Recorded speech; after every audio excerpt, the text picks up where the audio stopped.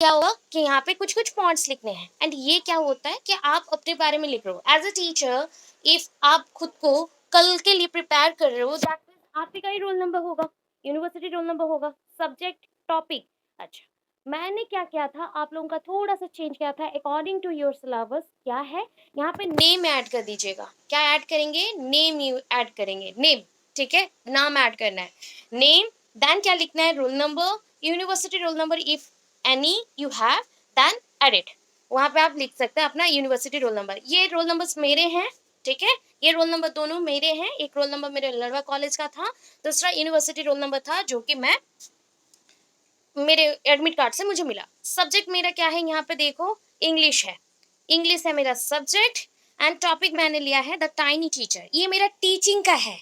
जिस दिन मैंने टीचिंग प्रैक्टिकल दिया था उस टाइम का है, उस पीरियड का है जो कि मैं एग्जाम दे के आई, मतलब मैंने टीचिंग दिया था इस टॉपिक के ऊपर। ठीक है, द टाइनी टीचर मैंने मेंशन किया है। टाइनी टीचर मतलब समझ रहे हो यहाँ पे जो कंसेप्ट है, ये एक प्रोज से है या पोएट्री से है, बताओ, प्रोज होगा या पोएट्री होगा, क्या लग रहा है? नहीं, ये एक मतलब आप बोल सकते हो स्टोरी है, नॉर्मली प्रोज और स्टोरी है, स्टोरी है। ठीक है, एक स्टोरी को क्यों लिया गया, because this type of story is related to biology, मुझे इजी लगा।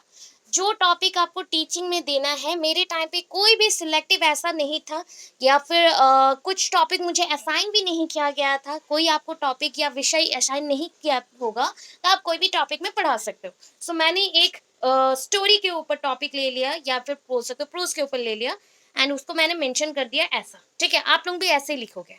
डायरेक्टली मैं बोल रही हूँ, अभी के लिए लॉन्ग क्वेश्चन चाहिए, सेकंड ईयर के लिए फिर से पढ़ा दूंगी, कोई प्रॉब्लम नहीं है, बट अभी के लिए द टाइनी टीचर ये मेरा टॉपिक है जिसको मुझे पूरा एक्सप्लेन करके चलना है। क्लास, क्लास क्या है, क्लास 8 लिया है। आप कहाँ से कहाँ तक ले सकते हो, 6 to 10 के विद इन कोई भी क्लास ले सकते हो, बिकॉज आप लोग टीजीटी हो, आप लोग टीजीटी साइंस से है, टीजीटी आर्ट्स है। ठीक है, सो दैट कोई भी क्लास का आप ले सकते हैं 6, 7, 8, 9, 10 के within. Then time duration, class में, स्कूल्स में आपको टाइम ड्यूरेशन कितना दिया जाता है, यहाँ पे टाइम ड्यूरेशन अलग है, आपको स्कूल के लिए टाइम ड्यूरेशन अलग दिया जाता है। बताओ कितना टाइम पीरियड लिखेंगे? 40 मिनट, 40 to 45 मिनट।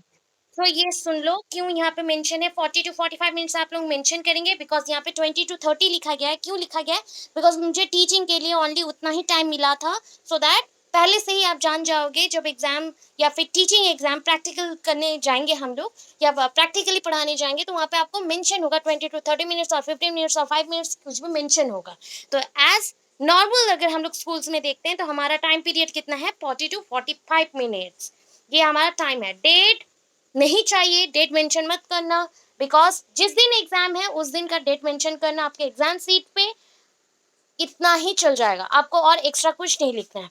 अगर कुछ ऐड करना है, अभी के बच्चों के लिए मैंने एक चीज ऐड किया था, that is session. Session format लिखना चाहते हो, फॉर्मेट लिख के रख दो। ठीक है, मैं बहुत स्लो पढ़ा रही हूँ, आप लोग फॉर्मेट लिख के रखना चाहते हो लिख के रख दो, ताकि आप लोगों को क्या ऐड किया गया है वो सारे पता चले। ठीक है, अदरवाइज कल वीडियो देख लेना। सेशन में there are 2 type of session, 2 type के सेशंस होते हैं, एक होता है टीच सेशन, दूसरा होता है रीटीच सेशन।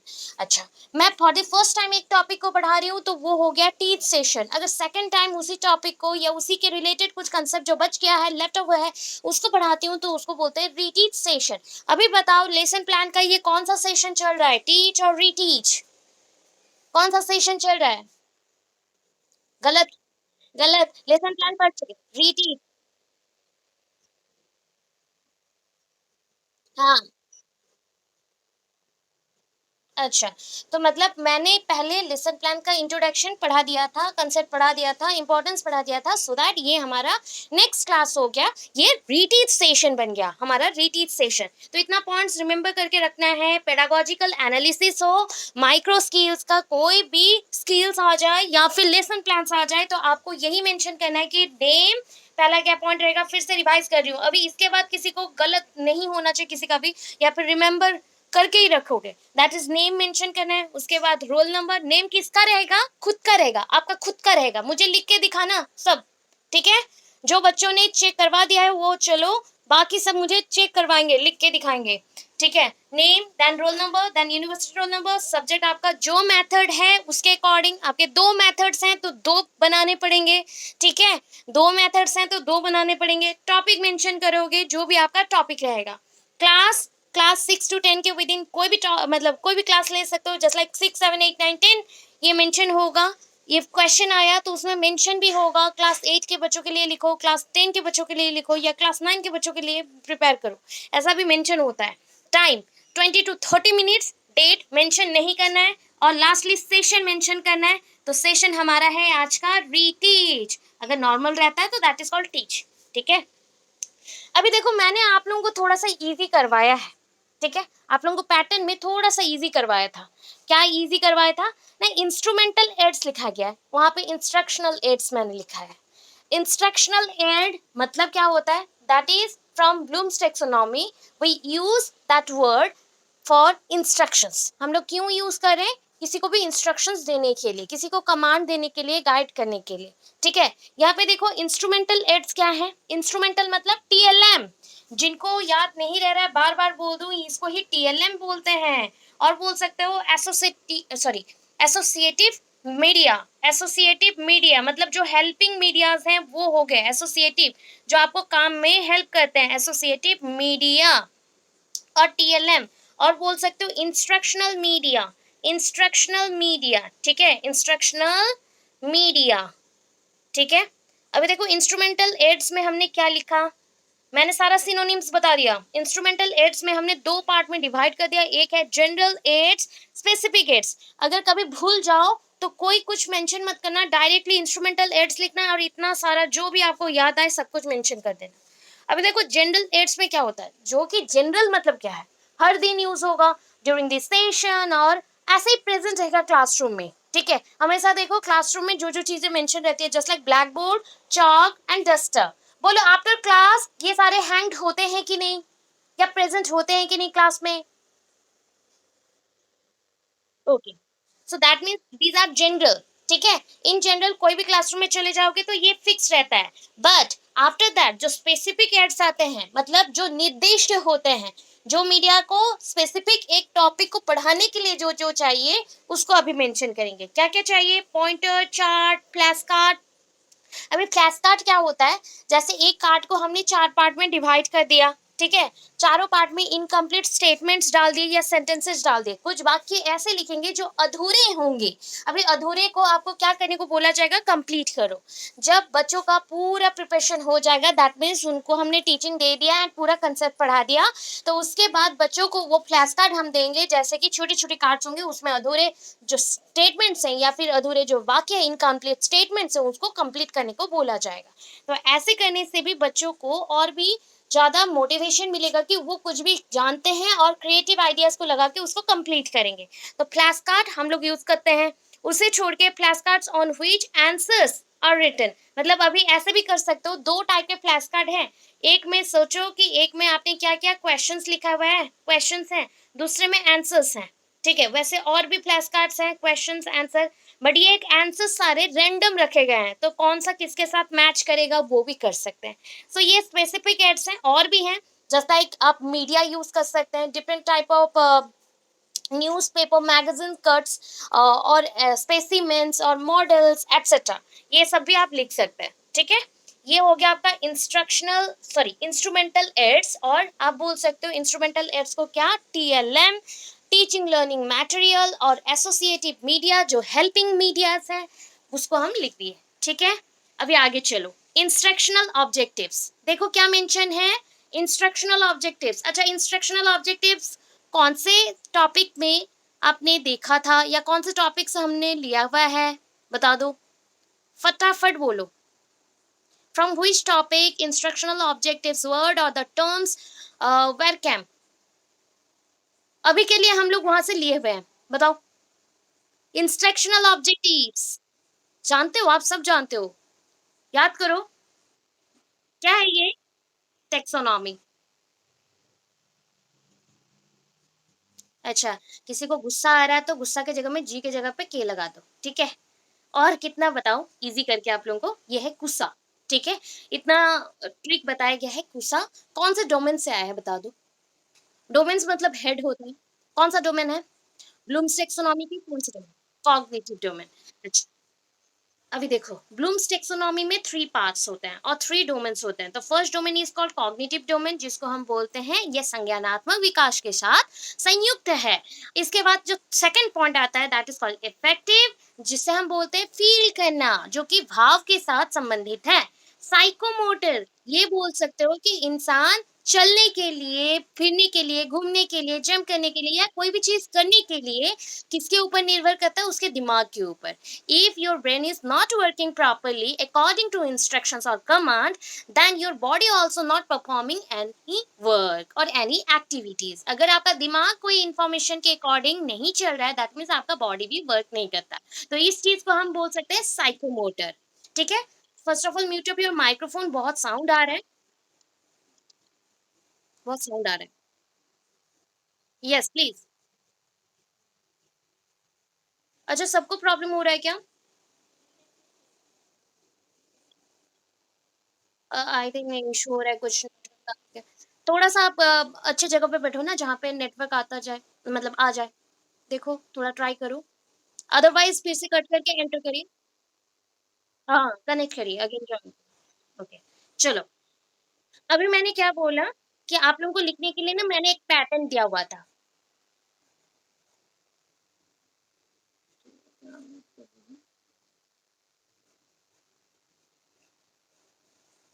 ओके,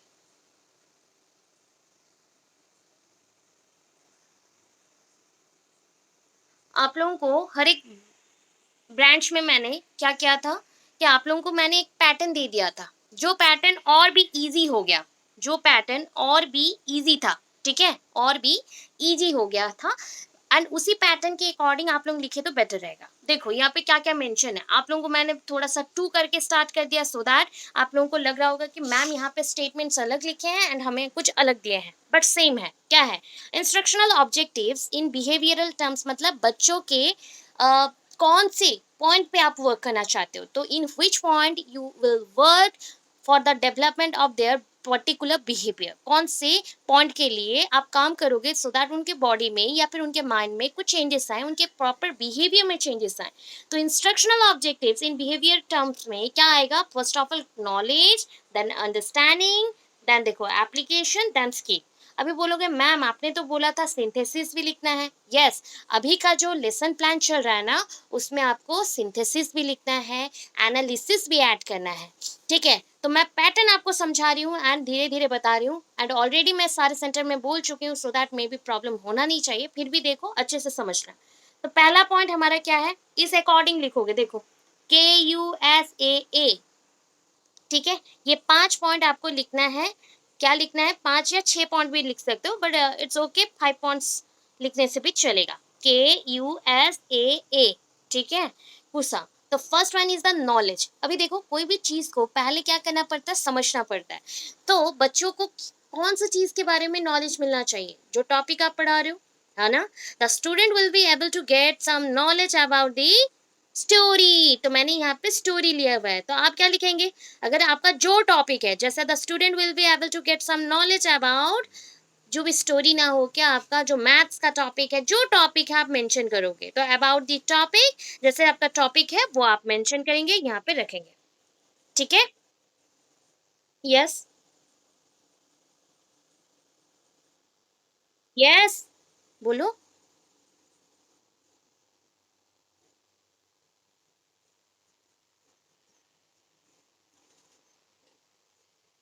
तो वो ब्लूम्स टेक्सोनॉमी का है, वो ब्लूम्स टेक्सोनॉमी का है। हाँ, कॉग्निटिव डोमेन में है, बट लेसन, सुनो, पहला बात सुनो, वो कॉग्निटिव डोमेन का है, बट ये लेसन प्लान में उसमें से कुछ पॉइंट्स ही यूज होते हैं। ठीक है, अच्छा, वहां पे नॉलेज के बाद क्या पॉइंट था बताओ? कंप्रीहेंसिव था, सी आया ना, कंप्रीहेंसिव। ठीक है, बट यहाँ पे कंप्रीहेंसिव के जगह पे हम लोग यूज करें अंडरस्टैंडिंग, अंडरस्टैंडिंग। ठीक है, तो कुछ कुछ जो अल्फाबेट्स हैं हमने चेंज किया, इसलिए वहां पे के केस यूज हुआ था, शॉर्ट ट्रिक था। यहाँ पे कुसा यूज हो रहा है, एंड कुसा ऑलरेडी मैंने आप लोगों को थोड़ा बहुत बताया था कि कुसा आपने अचीवमेंट टेस्ट में पढ़ा है, ब्लूप्रिंट में पढ़ा है, वही कुसा को हम लोग यूज करें यहाँ पे। कॉग्निटिव डेवलपमेंट का अगर रिवाइज ब्लूम्स टेक्सोनॉमी आपने प्रॉपरली पढ़ा हुआ है तो कॉम्प्रिहेंसिव के जगह पे अंडरस्टैंडिंग पॉइंट आएगा। ठीक है, ये रिवाइज ब्लूम्स टेक्सोनॉमी से इस पॉइंट को लिया गया। अच्छा अभी ठीक है ना, रिवाइज ब्लूम्स टेक्सोनॉमी में उस जगह पे अंडरस्टैंडिंग है। अभी सुन लो, मैं प्रॉपर बता देती हूँ, म्यूट कर लो, मैं बोल दे रही हूँ आप लोगों को। फर्स्ट क्या है, नॉलेज है। फिर क्या आया, अंडरस्टैंडिंग आया।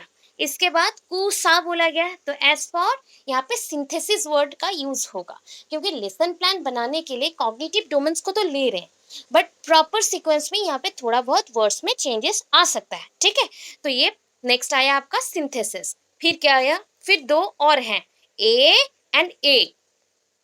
सो पहला हम सिंथेसाइज करने के बाद एनालिसिस करेंगे, आफ्टर दैट एप्लीकेशन। एप्लीकेशन को यहाँ पे हमने थोड़ा सा वर्ड चेंज करके क्या लिखा है, स्किल भी वर्ड यूज कर सकता है। स्किल, कुछ कुछ बुक्स में स्किल भी मेंशन्ड है एंड एप्लीकेशन भी मेंशन्ड है, तो पूरे 5 पॉइंट्स लिखने पड़ते हैं, बट यहाँ पे 6 पॉइंट्स हो गए। तो ये टोटल आपका कॉग्निटिव डेवलपमेंट है। कुछ बुक में 4 लिखे होंगे, कुछ बुक में 5 मेंशन होंगे, कुछ बुक में 6 होंगे। तो प्रॉपर मैं बोल दूं, ये जो 5 है, ये स्किल को अगर हटाना चाहो तो हटा सकते हो, अदरवाइज अगर स्किल लिखना भी है तो कोई प्रॉब्लम नहीं, पूरा के पूरे 5 पॉइंट्स, 6 पॉइंट्स आपके हो जाएंगे। KUSAAS, नॉलेज, अंडरस्टैंडिंग, सिंथेसाइज और सिंथेसिस, एनालिजिंग और analysis, then application and skill. अभी देखो, कोई बच्चे को अगर कुछ भी नॉलेज चाहिए तो that is called to know about this topic, और to know about the content, और टू नो अबाउट द कोई भी आपका प्रोज हो गया, पोएट्री हो गया, ग्रामर हो गया, कोई भी चीज। सो हम कौन से पॉइंट से स्टार्ट करें पता है, ये देखो पॉइंट है, हर एक जगह में देखना टू मेंशन है, वर्ड टू मेंशन है, यहाँ पे टू है, यहाँ पे टू है कि नहीं, है ना। तो उससे पहले का जो लाइन है, that is the student will be able, student will be able, same है कि नहीं दोनों में। तो किसको नॉलेज लेना है, बच्चों को लेना है। ठीक है, तो ये कॉमन लाइन है, आप चाहो तो इसको कट कर सकते हो, तो यहां से आप स्टार्ट कर सकते हो। नॉलेज में क्या करेंगे बच्चे, ना to get some knowledge about the story, और to know about the story, to know about the story, विषय वस्तु के बारे में जानेंगे, विषय के बारे में जानेंगे। कौन सा विषय है हमारा, जो विषय है उसका नाम आप लिख दो। फिर देखो यहाँ पे the student will be able, मैंने बोला इसको कट कर दो, कट कर दो। To recognise and recall story and sentences use in it, हम नॉलेज में और क्या करते हैं, नॉलेज जब मिल जाता है तो उसको हम बार बार दोहराते हैं, रिपीट करते हैं। आप चाहो तो यहाँ पे लिख सकते हो कि to know about the statements, to know about the grammar, to know about the meaning of this concept, ऐसे आप मेंशन कर सकते हैं। तो इस पॉइंट से आपको 2 पॉइंट्स मिलते हैं नॉलेज के within, to get some knowledge about the story, or to know about the story, and to recognize and recall the story and then sentences used in it। जो statements और sentences वाक्य का हमने प्रयोग किया है इस स्टोरी में, इस कहानी में, उसको हम याद रखेंगे रिपीट करके। अभी बोलो, अंडरस्टैंडिंग का वर्ब क्या है, छोटा सा वर्ब, तोड़ो तोड़ो तोड़ो, क्या मिलेगा, अंडरस्टैंडिंग है, आईएनजी को हटा दो। अच्छा, अंडरस्टैंड। तो देखो यहाँ पे फिर से स्टूडेंट विल बी एबल लिखा गया है, तो इसको हम कट कर देंगे, यहाँ से स्टार्ट कर सकते हैं। अगर लिखना चाहो वो भी लिख सकते हो, बट बार बार रिपीट करने से आप बोलोगे मैम बार बार रिपीट हो रहा है, तो उसको आप छोड़ के टू से स्टार्ट कर सकते हो। टू अंडरस्टैंड, क्या बच्चा अंडरस्टैंड करेगा, जब स्टोरी पढ़ेगा, मैथ्स पढ़ेगा, क्या पढ़ेगा, जस्ट लाइक अगर ये मैथ्स है तो मैथमेटिकल फॉर्मूली, मैथमेटिकल प्रिंसिपल्स, ये लिखेगा। To understand the moral of the story, मैंने यहाँ पे हिंदी और इंग्लिश के अकॉर्डिंग लिखा है, तो यहाँ पे मोरल ऑफ द स्टोरी होगा, विषय के जो सारमर्म है, मतलब विषय का जो सारांश है, और that is a gist of the story, उसको उसका जो थॉट है, मोरल वैल्यूज है, उसके बारे में जानेगा। That sometimes small things also give more knowledge, तो मेरे कंसेप्ट का मतलब था कि कभी कभी छोटे चीज़ों भी, मतलब छोटे छोटे जो चीज़ होते हैं या इंसेक्ट्स, एनिमल्स होते हैं, वो भी जो छोटा छोटा काम करते हैं, वो सारे जुड़ते हुए बड़ा काम हो जाता है या फिर बड़ा चीज़ मिलता है। तो बोला गया some time small things also give more knowledge, कभी कभी क्या होता है, छोटे छोटे चीज़ भी आपको बहुत सारा ज्ञान देके जाते हैं। जो भी आपका कंसेप्ट होगा उस अकॉर्डिंग आप लिखेंगे। जैसे अगर यहाँ पे कंसेप्ट हुआ सोशल साइंस का, the student will be able to understand the moral of the story लिखा गया है, तो understand the concept of population, concept of population, that how population develop in nowadays with proper growth and intensity। तो ऐसे करके आप mention कर सकते हैं, जैसा आपका टॉपिक होगा उस अकॉर्डिंग आप मेंशन करेंगे। अभी देखो next point again, they will be able to apply more sentences of that type। तो अंडरस्टैंड में जब आपने पूरा समझ लिया चीजों को तो क्या करोगे, समझने के बाद चीजों को आप क्या करेंगे ना, अप्लाई करना स्टार्ट करेंगे। अभी बोलोगे मैम यहाँ पे दो दो और भी पॉइंट मेंशन है, एप्लीकेशन एंड स्किल, तो हम कौन सा करें कौन सा नहीं करें। तो आपको मैंने यहाँ पे कुछ चीजों को ऐड करने को बोला है। कुसा में दो पार्ट हो गया, दो पार्ट हो गया, दैट इज के हो गया खत्म एंड अंडरस्टैंडिंग हो गया। सेम आपको synthesis and synthesis analysing and application के लिए भी लिखना है। अच्छा बता दो सिंथेसाइज का शॉर्ट क्या, सॉरी सिंथेसिस का शॉर्ट क्या आएगा, मैं बता ही चुकी हूँ, भर बता ही चुकी हूँ, सिंथेसाइज। तो आप क्या करेंगे, यहाँ पे एप्लीकेशन का पॉइंट को कट करके यहाँ पे लिखेंगे सिंथेसाइज। अभी बोलोगे मैम हम लोग बाद में कैसे पढ़ेंगे, वीडियो देख के पढ़ना, ठीक है, वीडियो देख के पढ़ना, चेंजेस कर रही हूँ। सिंथेसाइज, अच्छा अच्छा, सिंथेसाइज मतलब क्या है, what is the synonym of synthesise, कोई एक सिंथेसाइज का सिनोनिम बता दो समानार्थ में, बोलो बोलो। New creation. So after knowing about this topic, जैसे कि मुझे पता चल गया पूरे टॉपिक के बारे में, कंसेप्ट के बारे में, तो क्या मैं उससे इंफॉर्मेशन लेके नया चीज बना सकती हूँ, न्यू कंसेप्ट और न्यू आइडियाज बना सकती हूँ, यस और नो। ओके, सो यहाँ पे वर्ड क्या लिखेंगे, टू से स्टार्ट करें तो टू लिख दो, to synthesise new concept and new ideas, to synthesise new concept and new ideas, to synthesize new concept and new ideas on the basis of previous knowledge, on the basis of previous knowledge and previous ideas। तो ये आप mention कर सकते हैं synthesize में। After that synthesize के बाद और भी दो ए आता है। पहला ए क्या है, एनालिजिंग, एनालाइज करना, एनालिजिंग बोला गया, एनालाइज करना, ठीक है।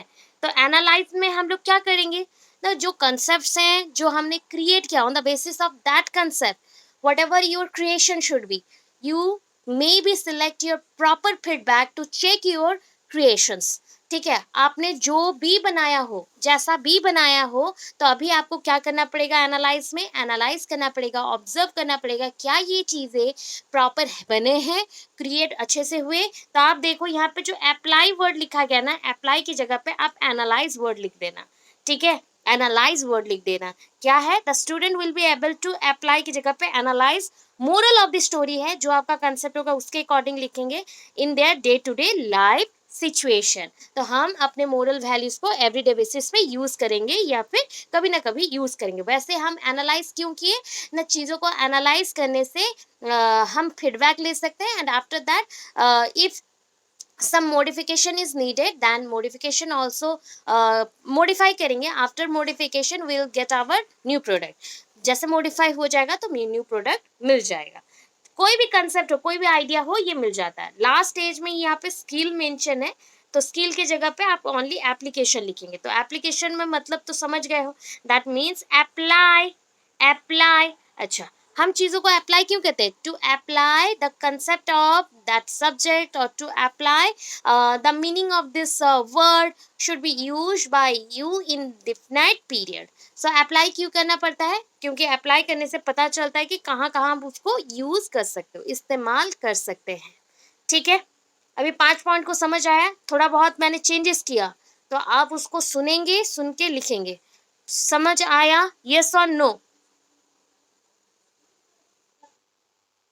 अच्छा, अगर भूल गए तो कल सुबह अपलोड हो जाएगा, थोड़ा सा देख लेना। अभी देखो यहाँ पे ये भी थोड़ा चेंज किया गया, तो ये कौन सा पॉइंट गया बताओ, कितने पॉइंट चले गए? यस,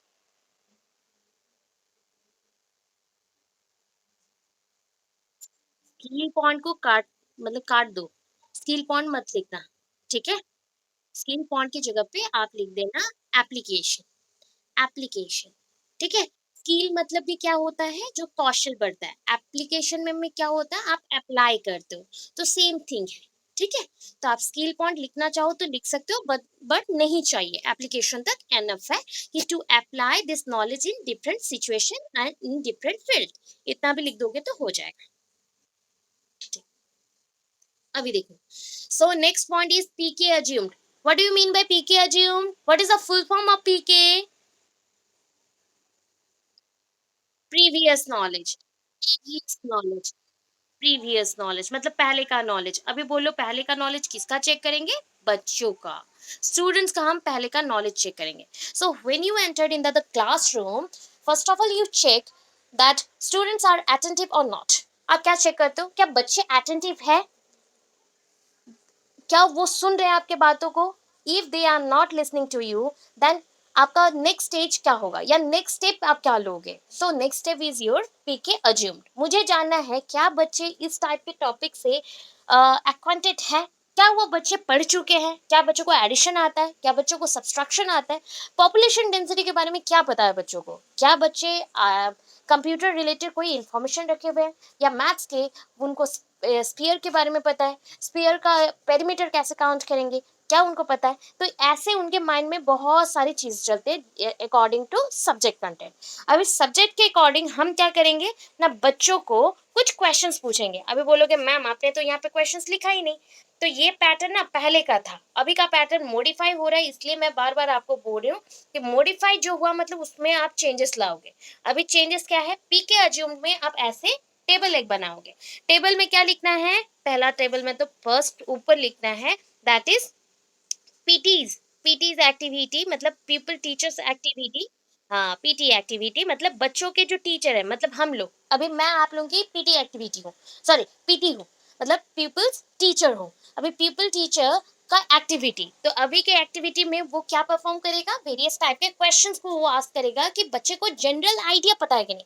अभी किसी बच्चे ने पूछा था ma'am what is the basic difference between the PK assumed and the PK testing, why you why we use several type of questions, because already we test them in pk testing, then again why we are asking that type of question in pk assumed। तो ऐसे जो questions आते हैं कि क्यों ma'am हम लोग पीके assumed में भी क्वेश्चन पूछ रहे हैं एंड पीके टेस्टिंग में भी क्वेश्चन पूछ रहे हैं। तो पीके अज्यूम्ड में क्वेश्चन जो पूछे जाते हैं वो नॉर्मली WH क्वेश्चन रहता है, सिंपल से, जिसको हम यस नो या एक वर्ड में आंसर्स दे सके। जैसे बच्चे को मैंने पूछा, बिकॉज मेरा कंसेप्ट यहाँ पे था द टाइनी टीचर। क्या है कंसेप्ट, द टाइनी टीचर, मतलब टाइनी टीचर कौन है, यहाँ पे चीटी के ऊपर कंसेप्ट है। ये स्टोरी जो था एक चीटी के ऊपर था, मतलब पूरे एक चीटी के नहीं, पूरे पूरा उसका जो कम्युनिटी है, चीटी के कम्युनिटी एंड कम्युनिटी, तो ये एंड कम्युनिटी के ऊपर था। एंड वो छोटे होते हुए भी कैसे एक साथ मिलके काम करते हैं, एंड वो हमें टीच करते हैं कि हमें सोसाइटी में इक्वली सबके ऊपर डिपेंडेंट होना चाहिए एंड एक दूसरे के साथ मिल के काम करना चाहिए, सो दैट कोई भी वर्क इजीली होता है। इतना पूरा स्टोरी का कंसेप्ट था। उसके ऊपर मैं यहाँ पे कुछ क्वेश्चंस पूछूंगी, एटलीस्ट 4 क्वेश्चंस मैं पूछ सकती हूँ। So do you know about this concept और do you know about this story? मैंने यहाँ पे इंग्लिश का बोला, इसलिए मैंने बोला कि कंसेप्ट भी लिख सकते, कोई भी आपका टॉपिक हो तो। यहाँ पे बच्चों का रेस्पॉन्स क्या आएगा, स्टूडेंट्स रेस्पॉन्स आप लिखेंगे, ये क्या हो जाएगा, स्टूडेंट्स रेस्पॉन्स। तो बच्चा यहाँ पे यस और नो में अपना सर को हिलाएगा या बोलेगा। Nod their head, nod, that is not, not नहीं बोल रही हूँ, नॉड मतलब ऐसे हिलाना, nod their head at just like for yes और नो। मुझे अगर यस बोलना है तो यस में हिलाऊंगा, नहीं तो नो में हिलाऊंगा। तो हो गया, पहला क्वेश्चन मैंने पूछ लिया। सेकंड क्वेश्चन मैं पूछ सकती हूँ, how many types of ants are present in world? तो वर्ल्ड में कितने टाइप के एंड्स होते हैं, वो वेराइटीज पूछ रहे हैं। तो किसी ने बच्चे ने बोला 2, किसी ने बच्चे ने बोला 3, ऐसे वेराइटीज के बारे में बता दिया। अच्छा, which type of ant is very बोल सकते हो dangerous, is very dangerous, red one और द ब्लैक वन? ऐसे कुछ क्वेश्चन, मतलब देखो सिंपल, जहाँ पे एक वर्ड लगेगा या फिर जस्ट लाइक यस नो पे आंसर देंगे, ऐसे चीज होने चाहिए। तो ये हो गया। पीके टेस्टिंग में क्या है, देखो अभी मैंने मीनिंग भी बता दिया कि पीके टेस्टिंग क्यों होता है, प्रीवियस नॉलेज टेस्टिंग। पहले तो मैंने बोला कि वो टर्म से एक्वांटेड है कि नहीं, वो ये जो टर्म मैं पढ़ा रही हूँ या टॉपिक में पढ़ा रही हूँ इसके साथ एक्वांटेड है कि नहीं। फिर नेक्स्ट पार्ट में मैंने क्या पढ़ाया, पीके टेस्टिंग पढ़ाया।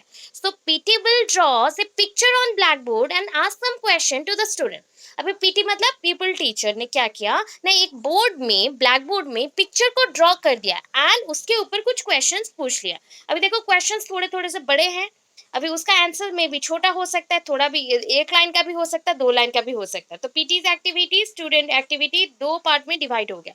अभी बोलो कि स्टूडेंट एक्टिविटी, मैम आपने तो स्टूडेंट रेस्पॉन्स बोला था, रेस्पॉन्स को हम एक्टिविटी भी बोल सकते हैं यहाँ पे, ठीक है। आंसर देना, आंसर देना, दैट इज कॉल्ड रेस्पॉन्स और एक्टिविटी।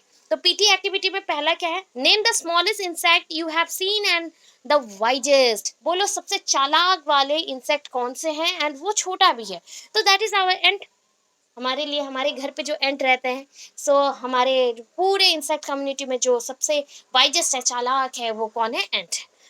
देखो काइंड्स ऑफ एंट यहाँ पे मेंशन है, आप क्वेश्चन चेंज कर देना, रिपीट क्वेश्चंस नहीं चाहिए। सो ऊपर अगर इस टाइप के क्वेश्चंस को आपने पूछा है तो यहाँ पे नीचे आप थोड़ा सा चेंज कर देंगे। सो बच्चे ने दो टाइप के ही एंट देखे, ब्लैक एंड रेड मेंशन कर दिया। Again next, ants lives in comfortable homes. अच्छा, जहाँ पे चींटी रहते हैं मतलब घर बना के रहते हैं उसको क्या कहते हैं, एंट हिल।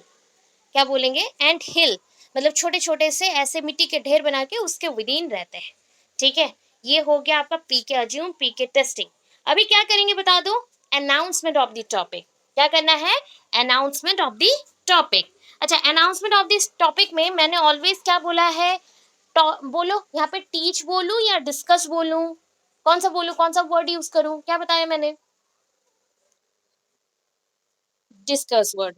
सो देखो ऑलवेज क्या करना, बच्चों को ना बहुत अच्छा लगता है जब हम आई नहीं बोल के वी बोलते हैं, मतलब उनको लगता है कि वो भी रिस्पॉन्सिबिलिटी लेने लायक है, उनको भी अपॉर्चुनिटीज मिल रहा है एंड उनका भी कुछ वैल्यू है। सो ये जब बच्चों के माइंड में आ जाता है तो और भी ज्यादा मोटिवेटेड हो जाता है एंड अटेंशन बहुत अच्छा से देते हैं। सो दैट हमने यहाँ पे लिखा डियर स्टूडेंट, यहाँ पे डियर स्टूडेंट लिख सकते हो, वेल स्टूडेंट लिख सकते हो, well students today we are going to discuss our new topic that is that, जो भी यहाँ पे मेंशन करना हो। तो यहाँ पे मैंने मेंशन किया dear student today we shall discuss about the topic. अब वी विल लिख दो, वी आर गोइंग टू लिख दो, वी शैल लिख दो, जो भी चलेगा। तो कौन सा टॉपिक है, the tiny teacher, the tiny teacher, ठीक है। द टाइनी टीचर, जो आपका कंसेप्ट होगा आप वहां पे मेंशन करेंगे। अभी देखो मैंने क्या हेडिंग दिया है, प्रेजेंटेशन। प्रेजेंटेशन के लिए मैंने क्या बोला था, आप कितने कॉलम्स बनाएंगे, टेबल में कितने कॉलम्स बनेगा हमेशा याद रखो, कितना बनेगा, बोल दो फटाफट। एवरी फोर, मतलब आपने माइक्रो स्किल में भी यही पढ़ा था, दैट इज फोर, वहां पे भी फोर मेंशन हुआ था, यहाँ पे भी मेंशन हुआ है फोर। अभी देखो आप लोग पूछते हो ना मैम आपने तो हमें बताया नहीं, स्टोरी होगा तो हम क्या इतना वास्ट करेंगे, या फिर कोई एक कंसेप्ट अगर बहुत डिटेल्ड है तो इतना ज्यादा लिखना पड़ेगा, क्या लिखना है। अभी देखो मैं फटाफट आपको बताती हूँ। सो यहाँ पे मैंने क्या किया, एक टेबल बना लिया, ये सबसे इंपॉर्टेंट है। टेबल में चार पार्ट कर दिया ऐसे। एंड कंटेन के लिए मैंने कुछ पोर्शन छोड़ा, that is content. After that PT's activity, then आया एस एक्टिविटी मतलब students activity, and next B B W, blackboard work. अभी देखो स्टोरी क्या था मेरा, स्टोरी का नेम देखो मैंने यहाँ पे स्टोरी का नेम लिखा है, ठीक है। स्टोरी का नेम, जो जो जिसका टॉपिक होगा टॉपिक का नेम आपने यहाँ पे लिख देना है, द टाइनी टीचर। अभी देखो यहाँ पे टीचर क्या कर रहे हैं, मैं कंसेप्ट लिखूंगी, यहाँ पे भी लिखूंगी, यहाँ पे भी लिखूंगी, बट कैसे लिखूंगी आपको ये बताना है। PT will tell to the student that today we will read the story, the tiny teacher. PT will ask to the student to read the story. People teacher ने क्या बोला ना, हमारा आज का टॉपिक है, विषय है टाइनी टीचर, एंड आप लोग सारा स्टोरी को अच्छे से पढ़ो, पूरे स्टोरी को अच्छे से पढ़ो। सो यहाँ पे देखो कैसे लिखे जाते हैं। आप लोग पूछते हो ना मैम पूरा स्टोरी क्या हम लोग लिखेंगे, पूरे स्टोरी को लिखेंगे, इतना टाइम तो नहीं होगा। तो देखो दोनों में ही मैंने कुछ कुछ एग्जाम्पल दिया है। ये कंटेंट एनालिसिस में मैंने क्या किया, एंड इज द स्मॉलेस्ट, देखो डॉट डॉट डॉट, ठीक है, dot dot dot, touching their feelers, touching their feelers. अभी मैंने ऐसे क्यों लिखा, बिकॉज यहाँ पे कंसेप्ट को अगर डिटेल लिख दो तो टीचर भी क्या करेगा, फिर उसको रीड करेगा प्रॉपरली, तो उस टाइम पे भी तो कुछ आपको लिखना पड़ेगा यहाँ पे। तो इसलिए आप ऐसे लिख के डॉट डॉट डॉट मार के यहाँ पे आप स्टार्ट करेंगे। सो क्या है, and is the common sorry, component, the smallest but the widest insect। मतलब कॉमनेस्ट लिखा गया, कॉमनेंट बोल रही हूँ, कॉमनेस्ट है मतलब कॉमन है, सबसे कॉमन अगर कोई भी इंसेक्ट होता है ना वो है आपका स्मॉलेस्ट वाले एंड वाइजेस्ट वाले insect, that is a ant, चींटी है।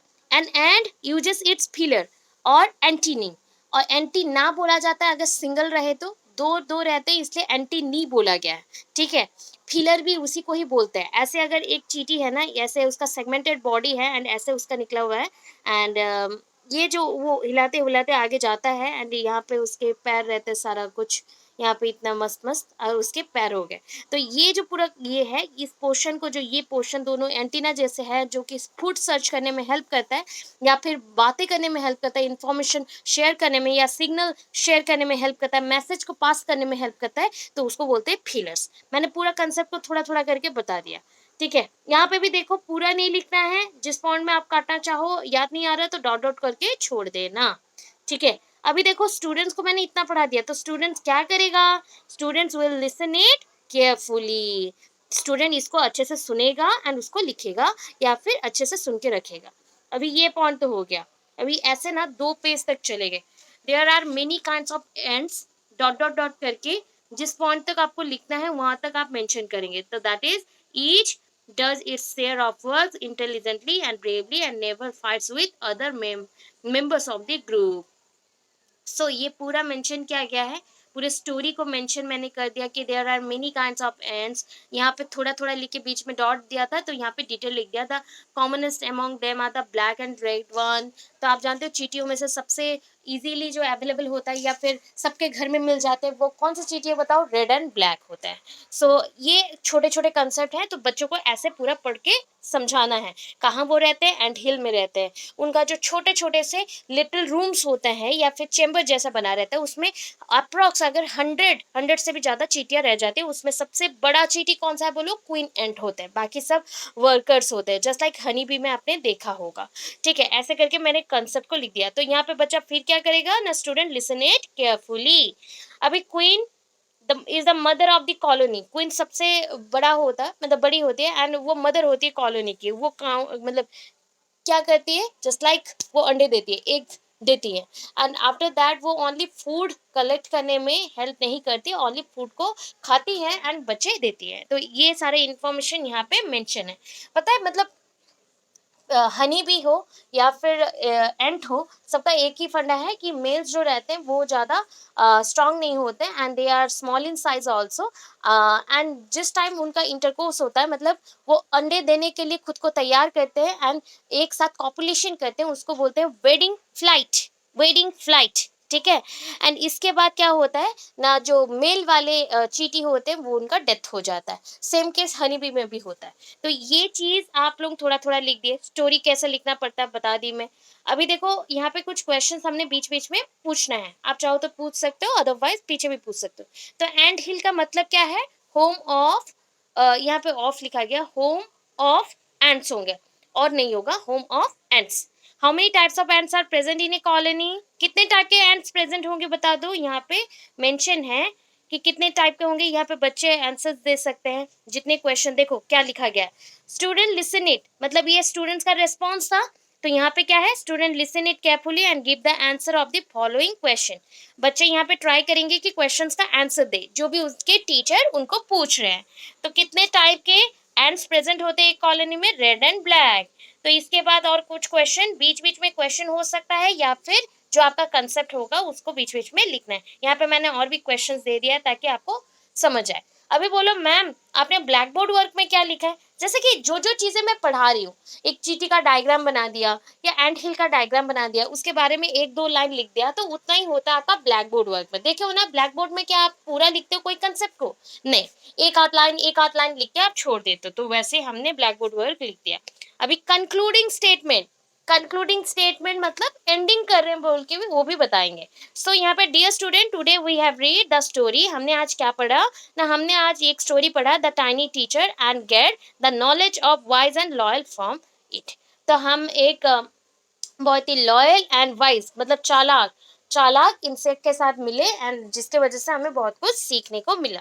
तो concluding statement not necessary, important नहीं है, जो लिखना चाहिए लिख सकते हैं, अदरवाइज जिनको नहीं आ रहा छोड़ दें। इतना क्लियर है, समझ आया कुछ? यस और नो? अच्छा, अभी देखो रिकैपिचुलेशन करना है। What do you mean bye recapitulation? Word कहाँ से सुने हो रिकैप वर्ड? हम जितने भी मूवीज देखते हैं, सीरीज देखते हैं, हाँ, तो वहां पे हमने सुना रिकैप बोला गया। ठीक है, रिकैप में होता है कि अभी तक मैंने इतना कुछ पढ़ाया, तो मैं इसके बाद आपके नॉलेज को जज करने के लिए, क्या आपने नॉलेज जो पहले रखा हुआ था और अभी जो आपके पास नॉलेज है, दोनों क्या सेम होगा या डिफरेंट होगा? बताओ। पहले आपको इतना नॉलेज था, 10% नॉलेज था, after getting information from the teacher you have now almost 90%. So which one is better? Which one is better? 90%। सो 90% को मुझे जज करने के लिए क्या करना पड़ेगा? रिकैपिचुलेशन करना पड़ेगा। सो रिकैपिचुलेशन अगेन कैसे करोगे? तुम्हें कितना पता है उसको जानने के लिए मुझे अभी क्वेश्चंस पूछने पड़ेंगे। सो 3 to 4 क्वेश्चंस मिनिमम में पूछे जाता है, मैक्सिमम में 4 to 5 क्वेश्चंस हम बच्चों को पूछेंगे, बट इसका आंसर मुझे नहीं जानना है। बच्चे अगर बाद में भी आंसर लिख के लाए तो भी चलेगा। सो ओनली क्वेश्चंस को लिखना है। जैसे कि मैंने यहाँ पे क्वेश्चन लिख दिया, how long does it take for a grub to become a complete ant? Grub होते हैं बच्चे, छोटे छोटे जो बच्चे होते हैं, एंड्स के जो छोटे छोटे बच्चे होते हैं, न्यूबॉर्न्स होते हैं, उनको ग्रब बोलते हैं। देन देखो, why do the worker ends carry the grubs about? So worker ends क्या होता है? एंड क्या कहता है ना, क्वीन एंट होता है। तो क्वीन एंट जब बर्थ कर देता है, बेबी दे देता है, मतलब छोटे छोटे एग्स हो गए, तो वो उनको बड़ा करना, नर्चर करना, उनको केयर लेना, ये सब वर्कर एंड करता है। इसलिए यहाँ पे क्वेश्चन पूछा गया। Then third, what jobs are new ants framed for? तो उनके लिए, ग्रब्स जो बड़े होंगे उनके लिए कौन फ्रेमिंग करेगा? जो आपके जो क्वीन एंड्स हैं वो आपके न्यू जॉब्स को असाइन करेंगे, जो छोटे छोटे से न्यू एंड्स बन रहे हैं उनके लिए। Number 4, name some other creatures live in ant hill. Ant hill में और कौन से क्रिएचर रह सकते हैं, उनके बारे में लिखें। ऐसे टाइप के क्वेश्चन आपके हर एक मेथड में आप मेंशन कर सकते हैं, कोई भी टॉपिक लेके मेंशन कर सकते हैं। अभी देखो होमवर्क, तो यहाँ पर देखो मैंने अपने अकॉर्डिंग क्या बोला था कि कभी भी अगर होमवर्क लिखते हो और कुछ क्वेश्चंस नहीं आता है, तो आप क्या करना है कि रिलेटेड टू दिस टॉपिक, जो जो भी पता है बच्चे को, और इसके अलग कोई स्टोरी पता है या प्रोज पोएट्री कुछ भी पता है, या फिर इसके रिलेटेड अगर जस्ट लाइक ये एंड के ऊपर था, वैसे बटरफ्लाई और हनी बी के ऊपर बच्चा करना चाहे तो करके ला सकता है। तो home task always relatable topics पे होता है। Mention 3 things we can learn from the tiny teacher. Tiny teacher से हमने क्या सीखा वो लिखो। Give reasons for choosing this items, क्यों आपने टाइनी टीचर जो पढ़ाया है उसके लिए जो चूज किया है आइटम्स को, बच्चे उसमें से कौन से आइटम्स को ज्यादा पसंद कर रहे हैं, या फिर कौन से चीजों से बच्चे ज्यादा पसंद किए वो, ये सारे मटेरियल्स को। तो ये हो गया आपका होमवर्क फॉर स्टूडेंट्स। ठीक है, what do you mean bye lesson plan? वो होता है पाठ्य योजना के बारे में बताओ। एंड मतलब एवं पाठ्य योजना, किसी एक कक्षा को लेकर एक विषय पर आप पाठ्य योजना बनाओ। ठीक है, कोई भी एक कक्षा को लेकर आप एक विषय पे पाठ्य योजना बनाइए। तो ऐसे क्वेश्चन जब आ गया तो लेसन प्लान का इंट्रो मीनिंग डेफिनेशन देंगे। उसके बाद उसके कैरेक्टरिस्टिक्स को इतना ज्यादा हाईलाइट नहीं करेंगे, उसको शॉर्टकट एक सर्कल के थ्रू दिखा देंगे। ऐसे सर्कल को ड्रॉ कर देंगे एंड फटाफट उसके अगर कैरेक्टरिस्टिक्स है 2-4 कैरेक्टरिस्टिक्स लिख देंगे। एक्सप्लेनेशन कोई नीड नहीं है, कोई नीड नहीं है। डायरेक्टली अभी क्या चले जाएंगे, पाठ्य योजना को कैसे लिखते हैं। तो देखो यहाँ पे ना थोड़ा थोड़ा अलग दिया हुआ है, अलग दिया हुआ है, तो इसको समझना है। कक्षा से स्टार्ट कर दिया, गलत है कि नहीं बोलो। यहाँ पे क्या लिखेंगे बच्चे बता दो फटाफट। पहला स्टार्ट क्या करेंगे, नाम से, है ना। यहाँ पे क्या लिखोगे, नाम, ये आपका नाम रहेगा। नाम के बाद आपके जो रोल नंबर है, रोल नंबर यहाँ पे मेंशन होगा। उसके बाद कक्षा, देखो कक्षा क्या लिखा गया है, कक्षा यहाँ पे नहीं होता, कक्षा इधर होता है। तो यहाँ पे आ जाएगा आपका विषय, तो विषय भी नहीं होगा। अच्छा, सब्जेक्ट को क्या बोलते हैं, विषय बोलते हैं हिंदी में, विषय बोलते हैं तो। अच्छा, चलो, हाँ, विषय हो गया आपका सामाजिक अध्ययन लिखा गया है, तो सामाजिक विज्ञान आप लिख सकते हैं जो आपका सब्जेक्ट होगा, या हिंदी है तो आपका भाषा साहित्य लिख सकते हो, भाषा साहित्य लिख सकते हैं। अभी देखो प्रकरण बोला गया, मतलब विषय के अंदर क्या है, मतलब कौन सा चैप्टर को या लेसन को आपने लिया हुआ है, टॉपिक को आपने लिया हुआ है, वो है आपका वायुमंडल। देखो अभी टॉपिक नहीं मिल रहा था, अभी मिल गया साथ ही साथ। एंड जो ये जो टॉपिक है ना वायुमंडल, या फिर पॉपुलेशन बोल रही हूँ, पोल्यूशन, प्रदूषण, वायु प्रदूषण, तो ये सारा टॉपिक ना साइंस में भी हो जाएगा, जिनका साइंस है जैसे कि पेडागोजी ऑफ साइंस है या पेडागोजी ऑफ बायोलॉजिकल साइंस है, उनका भी पॉल्यूशन चैप्टर आ जाएगा। फिजिकल वाले भी लिख सकते हैं, केमिकल वाले भी लिख सकते हैं, एंड सोशल स्टडीज वाले भी लिख सकते हैं।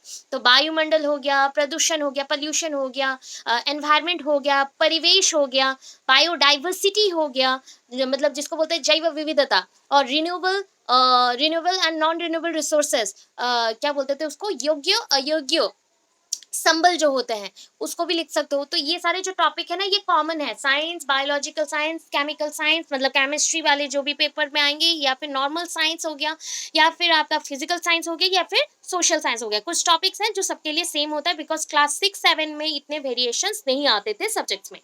अभी देखो यहाँ पे क्या लिखना है, दिनांक सबसे बाद में आएगा, यहाँ पे आपको कक्षा लिखना है, कक्षा के बाद आएगा क्लास। तो क्लास का स्पेलिंग थोड़ा सा रॉन्ग है, यहाँ पे देख लेना क्लास क्या है। क्लास का स्पेलिंग ऐसा नहीं होगा, कर्व में आधा ल आएगा, क्लास, ठीक है। क्लास लिख लोगे, फिर समय लिख दोगे, 40 मिनट लिखा गया, 40 से 50 मिनट, 50 मिनट तो नहीं होगा, 45 मिनट होगा, 40 to 45 मिनट्स। देन दिनांक आएगा, दिनांक कौन से दिन पे हुआ, मतलब डेट। तो डेट आपको मेंशन नहीं करना है, लास्ट में आप क्या लिखेंगे, सेशन लिखेंगे, सेशन लिखेंगे, बस खत्म हो गया। इतना था जो पहला पार्ट रहता है। अभी देखो यहाँ पे मैंने बताया था, वहां पे लिखा गया था ऑब्जेक्टिव्स के ऊपर, इंस्ट्रक्शनल ऑब्जेक्टिव। देखो यहाँ पे ना थोड़ा सा अलग करके 10 पॉइंट्स में लिखे हैं, 10 पॉइंट्स में लिखे हैं। कौन सा था, knowledge, understanding, synthesize, analysing and application. उसके अकॉर्डिंग हर एक पार्ट में सामान्य उद्देश्य, विशिष्ट उद्देश्य, मतलब general objectives and specific objectives, दो पार्ट में हमने इसको सिंपली डिवाइड कर दिया। बट वहां पे हमने कुसा के फॉर्म में लिखा है, यहाँ पे सिर्फ KUSAA नहीं लिखा गया है, सिर्फ पॉइंट वाइज लिखा गया है, ठीक है। तो आप चाहो तो वो के, knowledge, understanding, synthesize, analysing and application, ये पॉइंट्स को लिख के, ये दोनों को मिला के दो दो पॉइंट में आप डिवाइड करके लिखिए, बेटर रहेगा। अभी देखो क्या चाहिए, शिक्षण सामग्री, दैट इज TLM। सो वायुमंडल की संरचना का चार्ट, हमें क्या चाहिए, मॉडल चाहिए या चार्ट चाहिए। अभी देखो यहाँ पे ना छोटा छोटा कर दिया, पूर्व ज्ञान को पूरा लिखा ही नहीं। छात्रों को वायुमंडल के बारे में सामान्य ज्ञान है, तो ये लिख दिया, बट यहाँ पे आपको टेबल बना के लिखना है, टेबल बना के लिखना है। देखो सारे ना यूट्यूब हो गए या कहीं से भी आप लोग जब पढ़ रहे हो ना, वो डिटेल्ड बताता है। कुछ लोग हमारे जैसे ही लोग हैं, कुछ जानते हैं कुछ जानते नहीं है, अगर कुछ जानते भी हैं तो मॉडिफाई करते कम है, तो मॉडिफाई करके बता दे रही हूँ, प्रॉपर आप लोग लिखेंगे। तो यहाँ पे आप जैसे पीटीज एक्टिविटीज, मतलब जो शिक्षक रहेंगे, शिक्षक का कर्तव्य जो रहेगा वो लिखेंगे, और स्टूडेंट का एक्टिविटी जो रहेगा, जो स्टूडेंट मतलब छात्राओं के या छात्रों के जो कार्य है वो लिखेंगे। तो यहाँ पे आपको 4-4 क्वेश्चंस लिखने हैं, हो गया। शिक्षण विधि, कौन सा शिक्षण विधि हमने लिया है, आगमन निगमन। जब साइंस का बात आता है, सोशल साइंस का बात आता है, मैथ्स का बात आता है, तो सारे जो इतने सब्जेक्ट्स हैं जहाँ पे लॉजिक लगाना पड़ता है, एक्सपेरिमेंट करना पड़ता है, इंडक्टिव डिडक्टिव मेथड को हम यूज करते हैं। कौन सा मेथड यूज करते हैं, आगमन निगमन, इंडक्टिव डिडक्टिव। अभी देखो ये क्या लिखा गया, प्रस्तावना लिखा गया है, जिसको हमने बोल दिया क्या, रुको 1 सेकेंड, थोड़ा म्यूट कर लो माइक्रोफोन को फटाफट। ओके, प्लीज प्लीज 2 मिनट के लिए ऑफ कर लीजिए, ठीक है। प्रस्तावना में क्या होगा, पीके टेस्टिंग है, प्रस्तावना यहाँ पे मतलब हो गया पीके टेस्टिंग, ठीक है। अच्छा रे भाई, ये क्या है, पीके टेस्टिंग है, ठीक है, पीके टेस्टिंग। पीके टेस्टिंग में फिर से दो पार्ट, शिक्षक का क्रिया और छात्रा के मतलब छात्रों की क्रिया। मतलब यहाँ पे आप क्वेश्चन जो पूछने वाले हैं, इतने सारे देखो क्वेश्चंस लिखे गए, मैंने कितना बोला था, 4 से 5 क्वेश्चंस लिखना है, उसके आंसर देखो थोड़े थोड़े से बड़े होते हैं, मतलब यस नो पे, हाँ या ना पे नहीं होगा, थोड़े थोड़े उसको एक्सप्लेन करना पड़ता है। हो गया। उद्देश्य कथन, क्यों आज हम लोग पढ़ा रहे हैं, मतलब अनाउंसमेंट ऑफ द टॉपिक जो कर रहे थे वही है। सो आज हम वायुमंडल के बारे में पढ़ेंगे। तो today we are going to start और we are going to discuss today's topic, that is जो भी उसका नाम हो, ऐसे मेंशन करते हैं। प्रस्तुतिकरण मतलब हो गया जहाँ पे आप प्रिपरेशन ले चुके हो प्रेजेंट करने के लिए, मतलब ये है प्रेजेंटेशन स्टेज। ये कौन सा स्टेज है, प्रेजेंटेशन। तो प्रेजेंटेशन में 4 स्टेज होते थे। शिक्षण के विषय पे, मतलब कौन से पॉइंट्स को लेके आप कंटेंट को लिखते हो, विषय वस्तु को लिखते हो। शिक्षक का क्रिया, शिक्षक क्या पढ़ाएगा, वायुमंडल क्या है ना, वायुमंडल ऐसा ऐसा है पूरा पढ़ाएगा। छात्र क्या करेंगे, पृथ्वी एक ऐसा ग्रह है जिसमें जीवन पाया जाता है, मतलब छात्र यहाँ पे हिंदी में थोड़ा लिख सकते हैं, तो बच्चे पहले अच्छे से सुनेंगे एंड इस पॉइंट को लिखेंगे अपनी कॉपी में। फिर टीचर ने जो पढ़ाया उसका कुछ कुछ अर्थ वो क्या करेंगे, पावर पॉइंट हो गया, स्मार्ट बोर्ड हो गया, या फिर ब्लैक बोर्ड वर्क हो गया, या फिर व्हाइट बोर्ड वर्क हो गया, उसमें लिख के रखेंगे। तो ऐसे करके पूरा बनाया गया है। ठीक है, देखो कितना बड़ा किया गया है। अब उतना ना लिख के क्या करोगे, थोड़ा सा कम कर दोगे। देखो प्रॉपरली करने के लिए डायग्राम भी दिया गया है, जो कि चार्ट पेपर जैसा हम लोग यूज करेंगे बोले थे, तो उसके लिए यूज किया गया है। यहाँ पे देखो डायग्राम को चिपकाया भी गया है, तो हम डायग्राम चिपका नहीं सकते, इसलिए कॉपी में, एग्जाम के कॉपी में बना देना छोटा छोटा डायग्राम। अभी देखो यहाँ पे ब्लैक बोर्ड वर्क को किया गया है, तो आपके जो पूरा श्याम पट्ट लिखा गया, मतलब ब्लैक बोर्ड को हिंदी में श्याम पट्ट बोला था। श्याम मतलब काला, पट्टा मतलब जो बोर्ड होता है, तो श्याम पट्ट कार्य, तो श्याम पट्ट में हमने क्वेश्चंस डाला है बच्चों के लिए, जो क्वेश्चंस का आंसर बच्चे देंगे। तो इसका मतलब हो गया, ये पॉइंट क्या है, पुनरावृत्ति। पुनरावृत्ति, जो जहाँ पे बच्चों को आप प्रश्न पूछेंगे, रिकैपिचुलेशन करेंगे। तो रिकैपिचुलेशन के बाद बच्चों को आपने क्वेश्चन सारे दे दिए हैं, बच्चे अभी सिर्फ आंसर देंगे। कक्षा कार्य, ये होम टास्क है। वायुमंडल की संरचना कितने आधारों से बनी है, मौसम परिवर्तन के कारण बताइए। ये एसोसिएटिव क्वेश्चंस हैं, जो कि वायुमंडल के साथ जुड़े हुए हैं, या फिर एनवायरनमेंट और एटमॉस्फेयर के साथ लिंक्ड है। सो दैट ऐसे क्वेश्चंस भी आप पूछ सकते हैं होम टास्क पे। ठीक है, थोड़ा बहुत आइडिया मिल